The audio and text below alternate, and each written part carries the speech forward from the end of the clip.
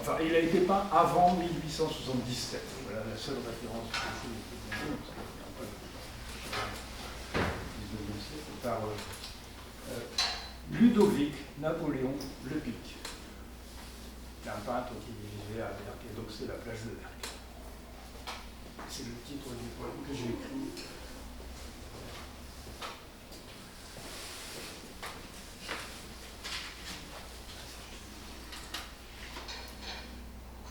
Donc, poème inédit.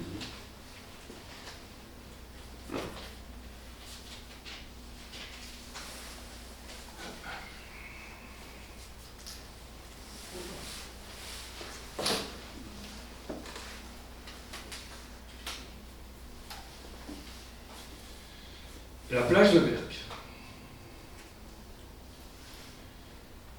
Vaste étendue de sable mêlé de coquillages. Sur le rivage, un homme assis sur un pliant dessine le ciel qui commence à s'assombrir. Silence profond. Quelques ronds concentriques troublent la surface des eaux. Les gouttes de pluie deviennent vite un déluge. L'artiste court, trempé jusqu'aux os. Des nuées d'orage roulent, masse sombre au-dessus du flot furieux. Le vent commence à siffler sous un ciel de plomb, strié de noir. L'eau bouillonne entre les bancs de sable peuplés de phoques. Sur la plage, un reste de château fort devient plus petit à chaque bourrasque. Énormité des vagues, plumées d'écume blanche jaillissant de la jetée. La pluie diminue, le temps s'éclaire, le vent reste violent. Tout est bouleversé. En surface, les vagues agitent les débris. Galettes de goudron, plaques de polystyrène, planches rabotées, sachets plastiques, bidons, bouteilles vides, foire aux détritus. Ces épaves échoueront sur la plage ou rejoindront au cœur de l'océan le nouveau continent fondé sur un socle d'ordures émergeant de l'eau. Les créatures marines opéreront le tri sélectif dans les éléments nutritifs. Nouveau maillon de la chaîne alimentaire, un recyclage écologique, un développement durable. Accompagnés par les cris des oiseaux marins, les âmes nomades des noyés venus du sud ou de l'Orient cheminent au-dessus des vagues septentrionales. Tout comme au commencement, l'esprit plane sur les eaux polluées. Le paradis occidental fantasmé demeure inabordable. QR code et cadenas au jardin d'Éden.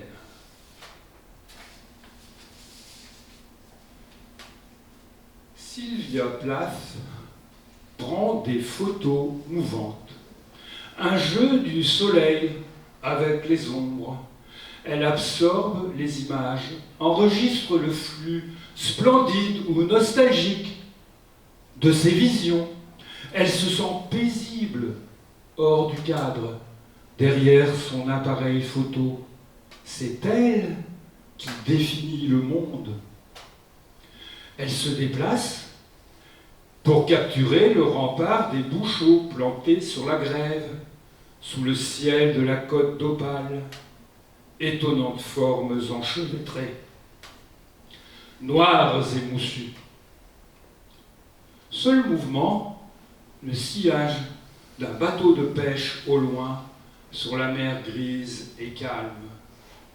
Les traves la fendent comme une étoffe soyeuse. L'eau monte et baisse, comme le soleil et les bateaux, dans l'estuaire fangeux de Loti, odeur de fucus en putréfaction, fourche à fumier.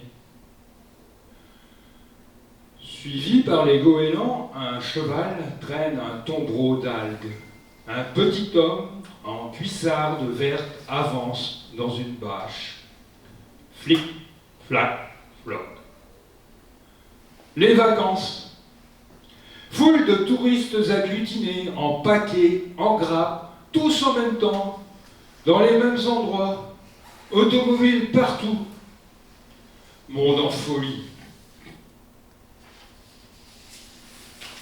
Sylvia Plath aimerait se baigner, mais attention au courant d'arrachement, danger. L'an passé, elle a bien failli se noyer. Danger à marée descendante. Les avertissements étaient pour les autres. Elle imaginait un bateau la sauvant, mais elle sait que son corps n'aurait jamais flotté jusqu'à Boston. Quelqu'un est mort. Mort à voix basse, à marée basse. Quelques minutes de silence. Dans ses poches détrempées, 2 photos. Papa et maman. Sur le rivage, une silhouette féminine se découpe à contre-jour. Le peintre remballe son matériel. 3 chiens trottinent en silence sur le brise-lames. Le capitaine d'aujourd'hui n'utilise ni sextant, ni boule de cristal. Connexion au GPS, au site de la météo marine, constellation mise en ligne.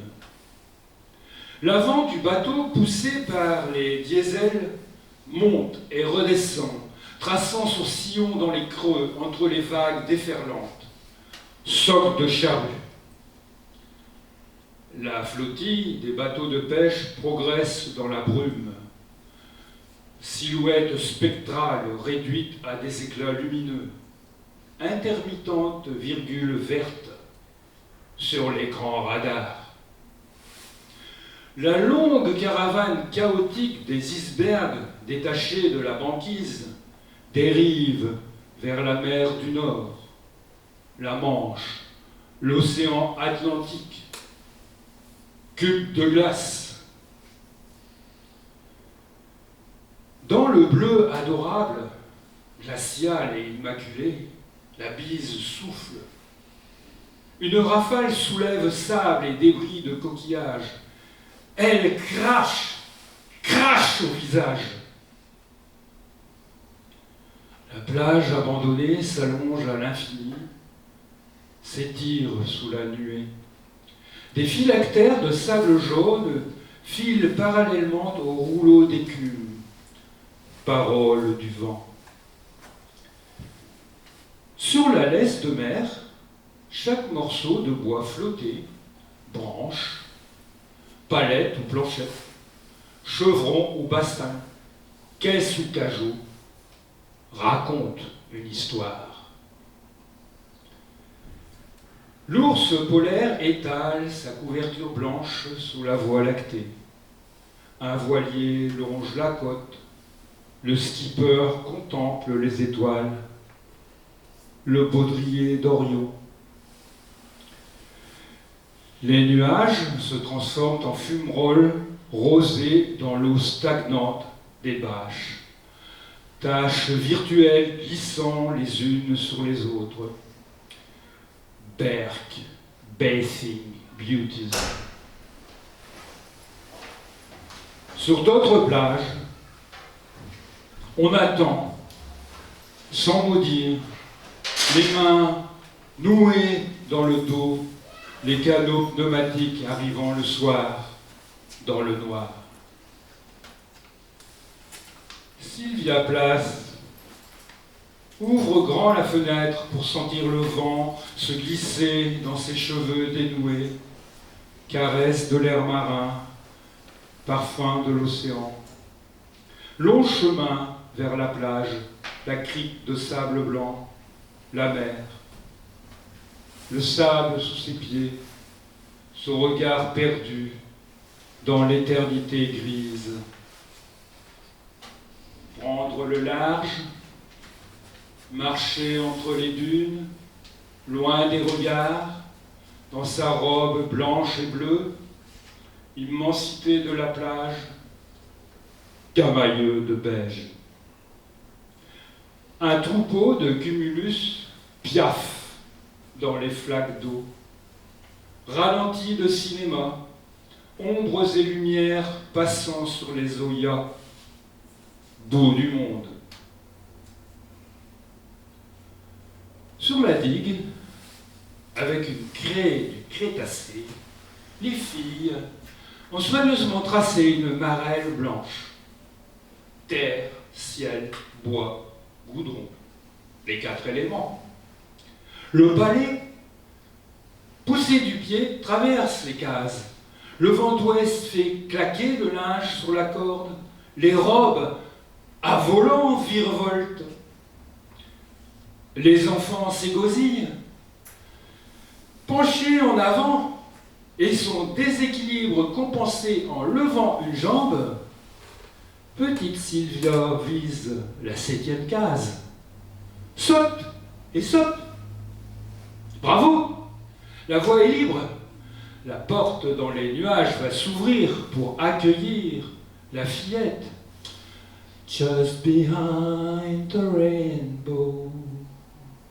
Paradis des mouettes. Demoiselle, au prochain palais, au prochain lancer, au prochain pas chassé, saute, tu iras au ciel. Passe, passe, petite passe, la dernière restera. Marelle effacée, numéro délayé dans la pluie, dans le temps. Sylvia a grandi, épousé un poète à Londres, est revenue, puis a disparu. Le plaisant écho des souliers vernis résonnant sur le macadam de l'esplanade a évolué en ondes minuscules, inaudibles, s'aplanissant, s'éloignant dans le temps. Ligne de Picasso parallèle à la côte, avançant et reculant. Un chien aboie dans leur direction, le bruit des vagues est plus fort. Un cerf-volant jaune doré se reflète dans les yeux noirs d'un garçon. Cerf-volant planant entre moutons d'écume et merveilleux nuages, blanc et blanc. Marée basse, vers les rouleaux lointains, torse et pieds nus, en short noir, le garçon court sur le sable compact, crevassé de ripple marks. Ses pieds claquent sur le sol dur, la brise effleure ses épaules. Il cisaille les flaques, soulevant des gerbes d'étincelles, luisantes et colorées. Le soleil couchant et un sourire angélique